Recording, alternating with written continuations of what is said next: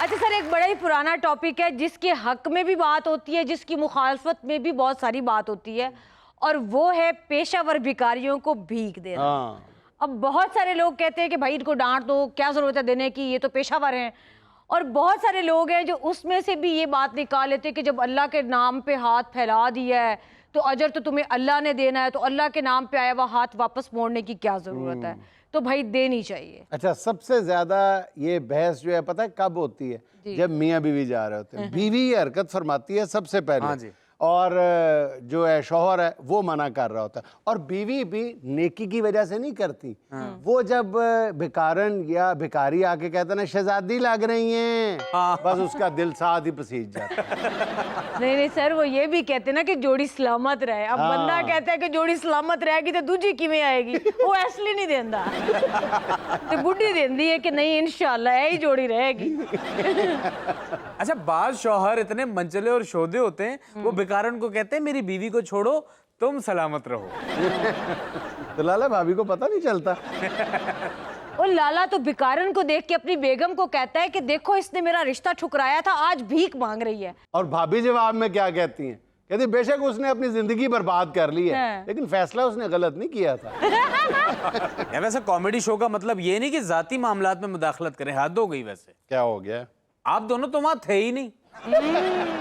Sir वैसे मेरा ख्याल है कि पेशावर भिखारियों को भीख देने के आर्ग्यूमेंट्स दोनों साइड से इतने डिस्कस हो चुके हुए हैं कि अब उसको मजीद डिस्कस करना वेस्टेज ऑफ टाइम है।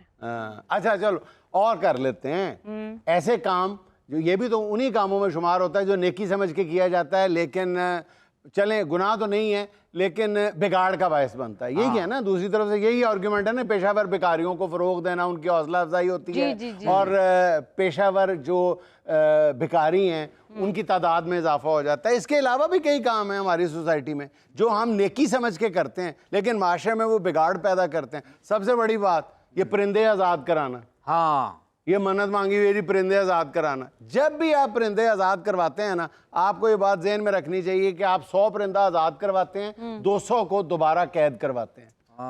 भाई जाहिर है जब उसने परिंदे छोड़ देने हैं, उन्होंने फिजाओं में जाना है, जब दोबारा उसी शिकारी ने जाल फेंकना है या खरीदने हैं डीलर से, तो उसने तो बड़ी तादाद में ज्यादा पकड़ने हैं ना, हजारों की तादाद में। और जब ये देखना है कि जनाब ये भी परिंदे आज़ाद करा के या बताया जाता है, तो अपनी किसी सहेली को बताती हो कि जनाब मैंने फलां मन्नत या मुराद मांगी थी, इतने परिंदे आज़ाद कराए, मेरी मानी गई थी, तो सहेलियों ने अगले दिन 200 परिंदे आज़ाद कराने शुरू कर दिए। ऐसा ही है ये। तो फिर इसका मतलब है कि हम परिंदों की आज़ादी की बजाय परिंदों की असीरी में अपना किरदार अदा करते हैं। उनका तो बिजनेस है, उनका बिजनेस है, तो बढ़ाएंगे। और सर इसी से जुड़ी एक प्रैक्टिस है जो हम नेकी समझ के करते हैं, जो कि इंतहाई खतरनाक है, चीलों को गोश्त देना। कोई चील तुम्हें उठा के ले गई? मैं बता रहा हूँ। अच्छा, नहीं खतरनाक कह रहे हो ना? गुस्सा मुझे इस बात का नहीं कि उसने मुझे उठा लिया, गुस्सा इस बात का है घर तक तो छोड़ के आती, बीच रास्ते में गिरा दिया। और जिस घर में गिराया उसमें 2 बच्चे खेल रहे थे, मुझे देखते खुशी से तालियां बजानी शुरू कर दी। अल्लाह ने हमें तीसरा भाई दे दिया, दे दिया। और 5 मिनट बाद माँ बाप में तलाक हो गए। अच्छा, ये जो चील गोश्त की प्रैक्टिस है ये इस हवाले से भी बहुत खतरनाक है कि बाज़ इलाकों में चीलें इतनी ज्यादा बढ़ जाती हैं कि फिर वो फिजाई हादसात का बायस बनती हैं। हाँ जी, ये जो जहाज़ों से टकराते हैं परिंदे। सर आप जहाज़ों की बात कर रहे हैं, बाज दफा चील रोड पे इतनी जोर से डाइव लगाती है गोश्त उठाने के लिए और गाड़ियां टकरा जाती हैं। सर इसी तरह एक और प्रैक्टिस है जिसे हम नेकी या सवाब समझ के करते हैं, लेकिन मैं समझता हूँ इससे बिगाड़ पैदा हो सकता है। फॉर एग्जाम्पल वो है सोशल मीडिया पे हम बगैर तस्दीक के, बगैर पढ़े उसको एक कोई पोस्ट मजहबी हो या वैसे भी हो हम शेयर कर देते हैं। उसके पूरे हमें सयाको सबाक का नहीं पता होता। बाज़ दफ़ा ये अगर मैं कहूँ तो गलत नहीं होगा कि उसमें छुपी शरारत का नहीं पता होता, हमें समझ नहीं आती। और जिनको हम शेयर कर रहे होते हैं उनको समझ आ रही होती है, इसलिए हम बाय दिस वे और दैट वे हम बिगाड़ का बायस बनते हैं। या तो हमें एक सादा सा मैसेज है जो मेरे जैसे सादा बंदे को समझ आ रहा है, कामिल बंदे को समझ आ रही है कि यार ये तो सीधा सीधा मैसेज है, वो तो ठीक है चले, लेकिन अगर उसमें कोई शरारत छुपी हुई है या कॉम्प्लिकेटेड बात है या आप शक की नजर से देख रहे हैं, तो फिर तो आपको बिल्कुल वो पोस्ट शेयर नहीं करनी चाहिए।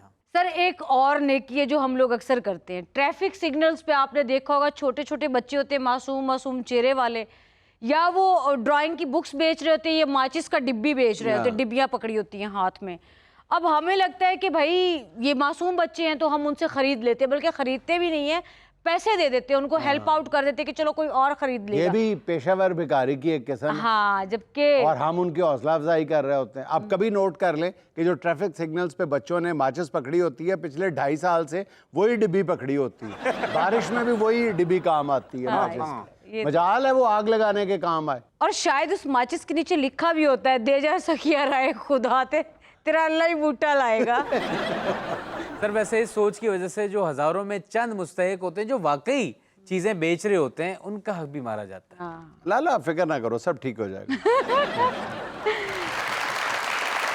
अच्छा जी, अब चलते हैं आज की खबर की जानिब। लाहौर में पेट्रोल पंप पर मेहंदी की तकरीब। क्या पेट्रोल पंप पर मेहंदी की तकरीब? जी, अच्छा। मेहमानों के लिए कवाली नाइट का भी एहतमाम किया गया। हाँ। तकरीब खुले मैदान में थी। आंधी और बारिश के बाइस दुल्हन के खानदानों के करीबी पेट्रोल पंप पर इंतजामात करना पड़े।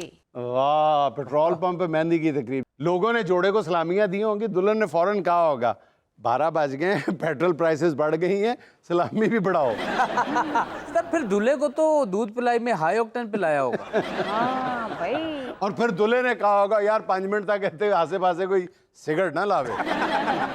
वैसे क्या ही मंजर होगा, दूल्हे ने हाथ में नोटों की गड्डी पकड़ी होगी और गाड़ियों वाले समझ रहे होंगे कि भाई ये दूल्हा इस पेट्रोल पंप पे काम करता है। कहते हो कि वीरे एक गड्डी दी टैंकी फुल कर दे, तो पिछले शीशे से जरा वाइपर भी मार दी। और लोगों ने भी दूल्हे की शेरवानी देख के कहा होगा यार ये पीएसओ ने स्टाफ की वर्दी बदल दी है। अच्छा, मजा तो उस वक्त आया होगा जब दूल्हे के बाप ने कहा होगा ओए आतिशबाजी ना करना पेट्रोल पंप से। पेट्रोल पंप वालों ने कहा ओ खोल के करो, असी केड़ा असली बेचण है। सर आज की मुंतखब वीडियो में आपको कौवों का बिल गेट्स ना दिखाऊं? जरूर। ओ देखिए खैर जरा। वो कौवा 5000 का नोट जो है चोंच में लिए हुए। वाह, होए। एक नहीं ज्यादा नोट लग रहे हैं। अच्छा, वाकई सर, में मुझे तो वेरी गुड। 5-6 नोट हैं भाई। सर मुझे लगता है ये अपने इलाके का तगड़ा बैंक लूट के आया है। ओ सर, लगता है कौवे को आज सैलरी मिली है। और कभी से छुपाने की नाकाम कोशिश कर।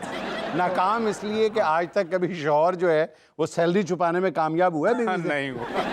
दफ्तर वाला जो सैलरी देता है उसको नहीं पता होता, बीवी को पता होता है। सर कौवा बेचारा भी सोच रहा है यार इतनी सी सैलरी में पूरा महीना कैसे गुजरेगा। अच्छा, साथ वाले कौवे ने इसके नोट देख के इसके करीब आके कहना यार कहाँ भरा साडा एका बड़ा मशहूर है, अद्धे नोट मैनू दे दे। मैंने कहा भा एका अपनी जगह, नोट अपनी जगह।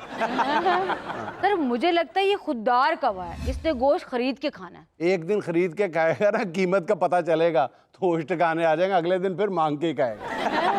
सर ये वही प्यासा कौवा है जिसने गड्ढे में कंकर फेंक फेंक के पानी की सतह ऊपर करके पानी पिया था। फिर इतने सालों बाद इसने सोचा कि इतनी ज़रारत से बेहतर है बंदा 4 पैसे ही कमा रहा है और मिनरल वाटर खरीद के पिए। अच्छा, ये दुनिया का वाहिद कौवा है जिसको कोई ये नहीं कह सकता वे उड़ कोठे तो कावा, बल्कि कहते होंगे थल्ले आ कावा वे तेरी चूरी पावा वे।